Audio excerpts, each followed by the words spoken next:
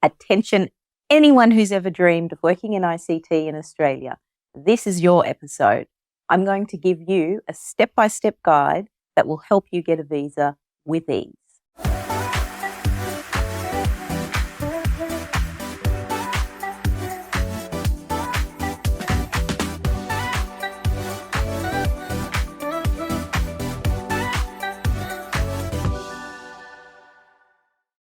Hi, and welcome to the 9th episode of Making Australian Migration Easy. My name is Rhea Fawole, and I'm the CEO and founder of Solvi Migration. Before commencing Solvi, I worked at the Australian Immigration Department for 12 years, and I want to share with you some insights on this show. In today's episode, I'm going to explain how to build a visa pathway with your ICT skills to live in the land down under. Now, there are a lot of things that may sound a little bit daunting, but don't worry. With my help, you'll ace it and I can make your ICT dreams come true. So if you, an ICT professional aged 45 years or younger, then now is the time for you to make your move to Australia. You may have heard some crazy facts about migrating here and getting a visa, but with the right advice, it won't be as hard as you think. Better still, with our help, you can get your visa approved and have permanent residency rights that come with it. We can give you legal advice on every aspect of your visa application so you can worry less about the paperwork and focus on your planning for your new future in Australia with your family. As always, please listen through to the end because we will have something special for our valued listeners.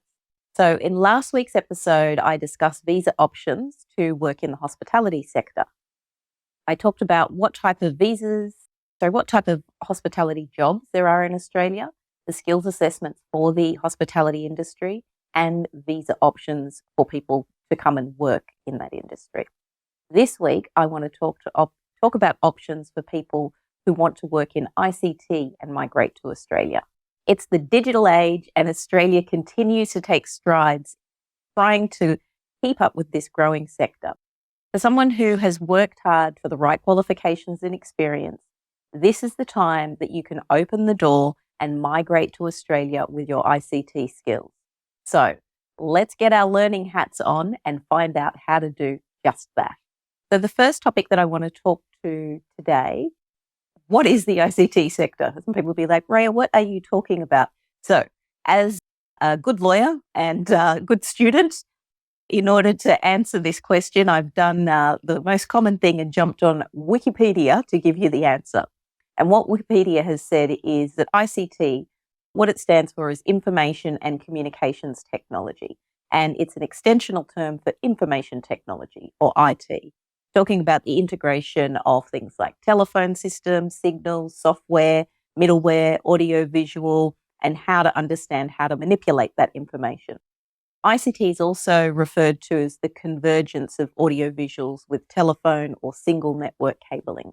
So essentially, ICT is the overarching term that includes communication devices like radio, television, cell or mobile phones as they're known in Australia, network hardware, and various appliances. It could be conferencing systems, communication mode that transmits any type of communication, really. Now, in terms of the market research, according to Modor Intelligence, the Australian ICT market is expected to expand at a compound annual growth rate of 8.2% in the coming 5 years. And this is because of a growing emphasis on digital technology, cybersecurity, artificial intelligence, robotics, and also IT-related healthcare. There are now major world recognized brands in Australia, such as Avaya, Canon, IBM, and there's also been research and development facilities built in Australia. Google Maps and Warner Brothers have also used the bases in Australia to develop really profitable international digital content, and there's other big players such as Cisco, just to mention a few. So the ICT spending in Australia is also driven by the increasing rate of adoption by businesses in Australia into more advanced technologies. This can be right from sort of professional business services and corporate services right through to the agricultural sector, looking at agri-tech and so on. Also, the Australian government has maintained a continued emphasis on digital transformation, and that's both in the private and public sector services. So that's also driving growth in the ICT industry within Australia. What does that mean for you? That means it's your opportunity to use your skills in order to create a migration pathway to come to Australia and live with you and your family and build a life here. So now I want to talk to you about some examples of the current skilled occupations in ICT that Australia offers migration pathways to. There's quite a number of them, so I won't go into all of it, but to give you at a high level, there's things like ICT business analysts, systems analysts, multimedia specialists, web developers, analyst programmers, software development, software engineers, testers, application programmers, database administrators, computer network systems engineers, network administrators, network analysts, ICT quality assurance and engineering, chief information officers to kind of lead those processes and projects, ICT project managers themselves, ICT managers, web administrators, and developers. The list goes on, but I just wanted to give you at a high level flavor for the types of roles that are available on the skilled list. Now, you do need to be aware that depending on the visa pathway that you choose, you may need to obtain a skills assessment. For ICT-related jobs, the most common authority to assess ICT skills in Australia is the Australian Computing Society, or the ACS as they're known. The great news is for many in this field is that their qualifications and experience may allow them to qualify for more than one of the occupation codes, and that, of course, expands your opportunities to have the best chance of securing a visa. So the first homework for you to do is to work out what occupation your qualifications and work experience are aligned to. So the best thing to do that is by going and doing some research on the ACS website. They've got really good guidelines and explanations on the occupations. Once you've worked out the occupation, you'll need to research visa options and see if there's any limits on the type of visas available for those occupations, including the location and so on within Australia. And when you've figured that out, and if your job is on the list, you'll need to understand if your qualifications and work experience will meet the requirements to be eligible for a skilled visa. As I mentioned earlier, the best place to research that is the ACS website, and they're also the ones who can conduct the skills assessment. So I'll pop a link to their website in the show notes for you. Again, as always, as you can see, it's really important to do your homework and research and make sure you have the right advice so that you can plan your migration pathway really well. The most important one that everyone wants to know, so visa options. So if you don't yet have the skills or necessary work experience, you can consider coming to Australia to study. So you need a subclass 500 student visa, and you'll be able to get qualifications with a residency pathway as long as you study the right courses.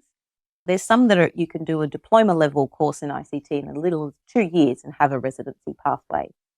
If you've studied bachelor's or master's studies here in Australia, you may need some further work experience in order to set yourself up for permanent residency options. So a subclass 485 graduate visa would be the best option.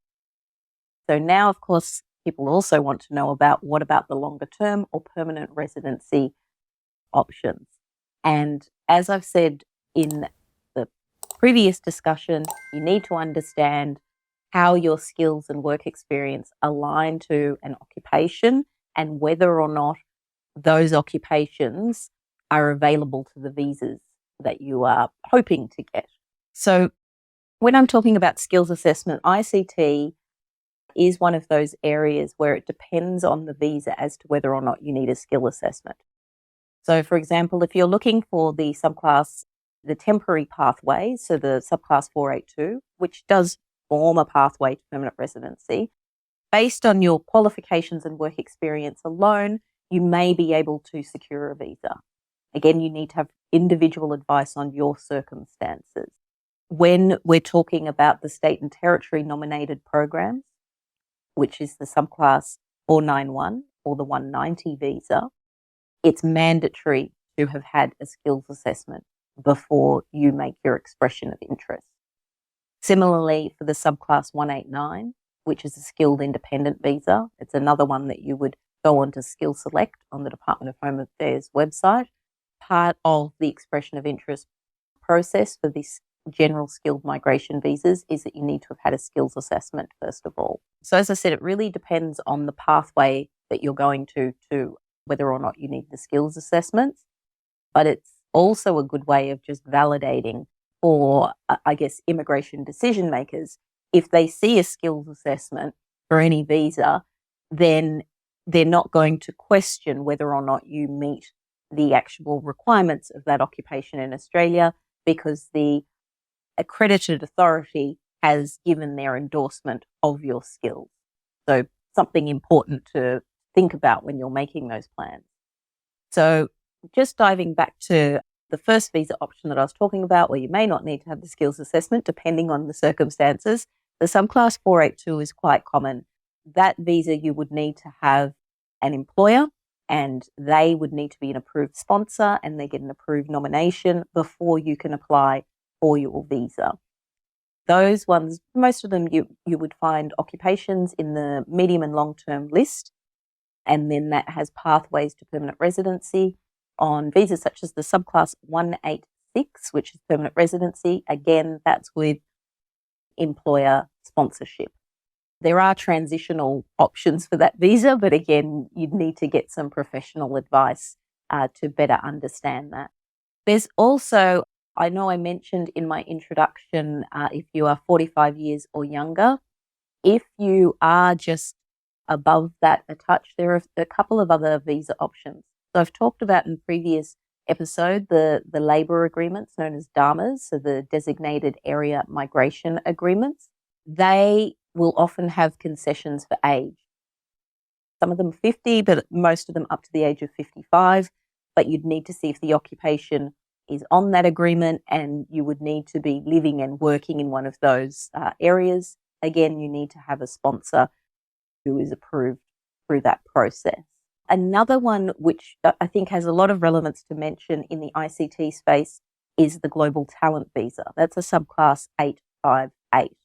So where we're talking about areas like agritech, digitech, fintech occupations, all of which sit in the ICT area, if you are someone who is highly accredited professional and you have had skills and recognition that you have gained internationally, you've presented at conferences, you might have written papers that have colleagues have also endorsed your credibility, so sort of a high academic standard, you may be able to get a nomination for that, either by an individual or an organisation, and then that could, you put in, again, it's an expression of interest process to the global talent team.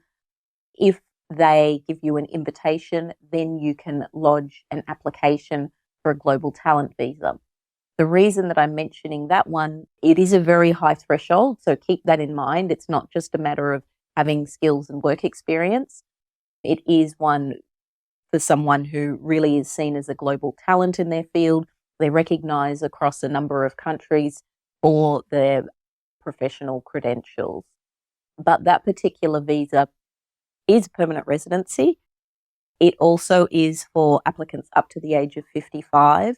And there are exemptions. For example, if someone is highly esteemed and they're a business professional or an academic in their field, there may be consideration given to exempting that age limitation within that too. So I think in this context, it was important to also mention the global talent visa. So a lot to think about there. There are many different visa pathways that you can take, right from coming to Australia to learn how to work in an ICT profession, right through to those who already have qualifications and work experience and now wish to migrate within their profession, to those who may be working at international standing, who may be seen as a global talent to migrate to Australia. So to wrap up the key areas, what we covered off today, we talked about ICT and how you can form a pathway to migrate to Australia in the ICT sector. We talked a little bit about what I mean when I say ICT, and what the Australian market looks like in terms of job opportunities for migrating to Australia in that path, as well as skills assessments and assessing, well, one, whether or not you have the required skills of an occupation, two, is seeing whether or not you may need a skills assessment, and the most common skills assessing authority being the ACS. And then finally, we talked about the range of different visa options that are available. There's a bit of homework for you to do and a lot to think about, but the team and I, as always, grateful for you listening to our show. Please like, subscribe, and comment. And also, as my ongoing reward to our valued listeners, we are offering $50 off first consultation to planning your migration pathway to Australia. That advice is, of course, given to you at a time that suits you. It only takes 30 minutes of consultation. You provide the qualifications. My team will actually assess and see whether or not they meet the standards and to give you advice and guidance to form a pathway. Then you'll have the legal advice to go forward in the correct way. So in order to book a consultation, you just need to go to our website. That's www.solvimigration.com.au. That's solvimigration.com.au. Click on book a consultation. And when you're booking that consultation, you'll see a request for a little redeem code. And I want you to enter 50 off. That's 50OFF, and you will receive $50 off your consultation. Once again, thank you so much for listening in today, and I look forward to seeing you in future episodes. Please let me know in the comments if there's any further things that you'd like me to cover in this show.